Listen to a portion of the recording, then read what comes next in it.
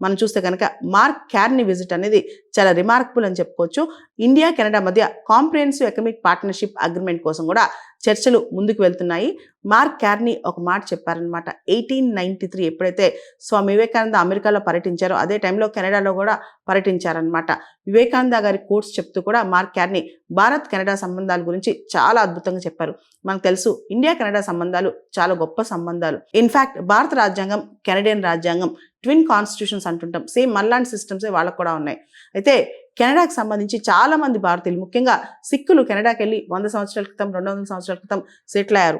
భారతదేశానికి చెందిన అంటే పీపుల్ ఆఫ్ ఇండియన్ ఆరిజిన్ ఎవరైతే ఉన్నారో సిక్ కమ్యూనిటీ ఎక్కువగా కెనడియన్ పాలిటిక్స్లో కూడా మంచి ఇన్ఫ్లుయెన్షియల్ రోల్ ప్లే చేస్తారనమాట. సో అదే సమయంలో గత 3-4 సంవత్సరాల నుంచి ఈ ఖలిస్తానీకి సంబంధించిన అంశాలు కొంచెం అక్కడక్కడ ఇరిటేట్ చేసిన మళ్ళా ఇండియా కెనడా సంబంధాలు మెరుగుపడ్డాయి.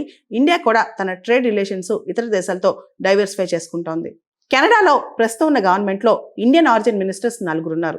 22 మంది ఎంపీలు అక్కడ కెనడియన్ పార్లమెంట్లో భారత సంతతికి చెందిన వాళ్ళు ఉన్నారు. అంతేకాదు మనం చూస్తే దాదాపు 1.8 మిలియన్ 18 లక్షల మంది ఇండియన్స్ కెనడాలో ఉన్నారు. ఎక్కువగా స్టూడెంట్స్ కూడా కెనడాలో చదువుకుంటుంటారు భారతదేశం నుంచి. వీళ్ళందరికీ కూడా కెనడా ఇప్పుడు చాలా అవసరం. ముఖ్యంగా డొనాల్డ్ ట్రంప్ అమెరికాకి చాలా మంది రానివ్వట్లేదు. కాబట్టి కెనడా అనేది చాలా అవసరం భారత విద్యార్థులకు కూడా.